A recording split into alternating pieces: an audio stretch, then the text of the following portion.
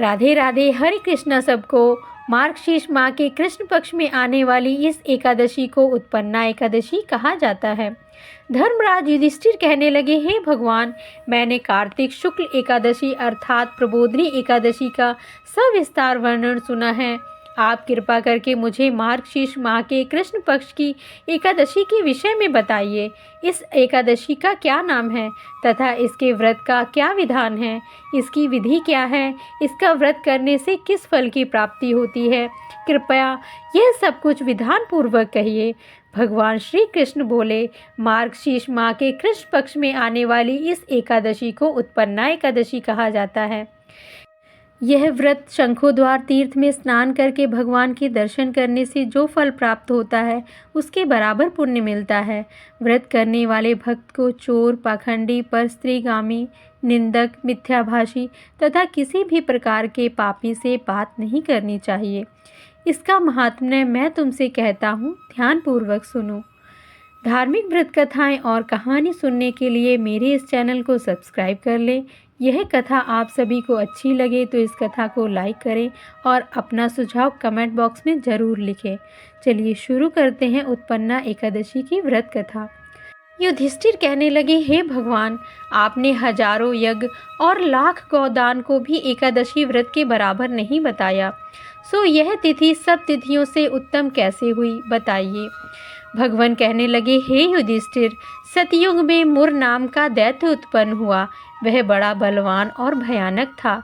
उस प्रचंड दैत्य ने इंद्र, आदित्य, वासु, वायु, अग्नि आदि सभी देवताओं को पराजित करके भगा दिया।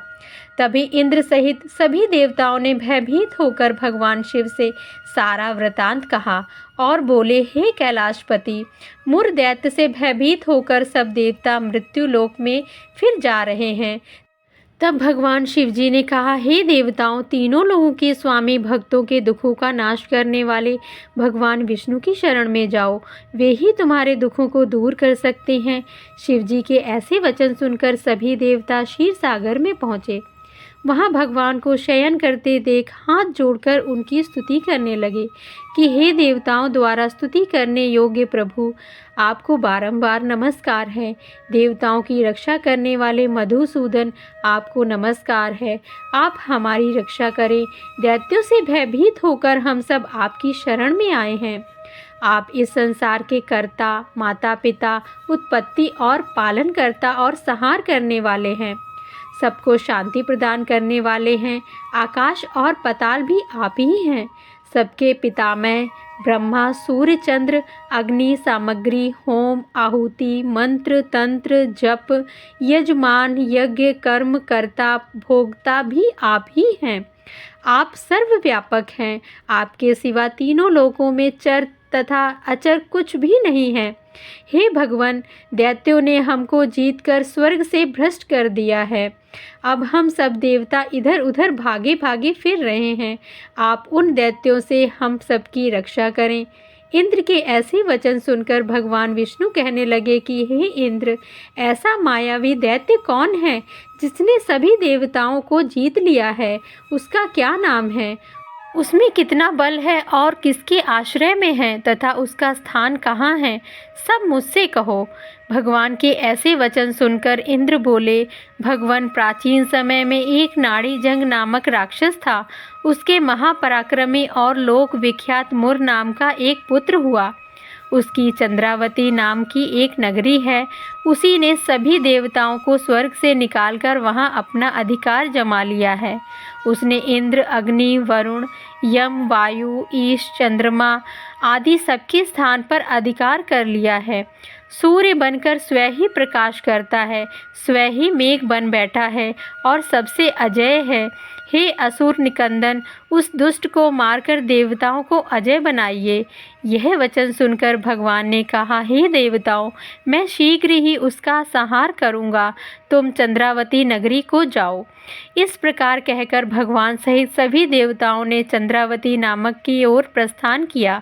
उस समय जब दैत्य मुर सेना सहित युद्ध भूमि में गरज रहा था, तब उसकी भयंकर गर्जना सुनकर सभी देवता भय के मारे चारों दिशाओं में भागने लगे। जब स्वयं भगवान रणभूमि में आए तो दैत्य उन पर भी अस्त्र शस्त्र आयुध लेकर दौड़े। भगवान ने उसे सर्प के समान अपने बाणों से बींध डाला।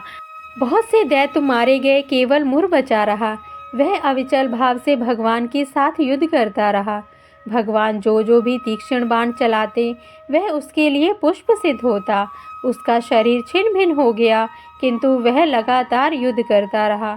दोनों के बीच मल्ल युद्ध भी हुआ। 10,000 वर्ष तक उनका युद्ध चलता रहा, किंतु मुर नहीं हारा।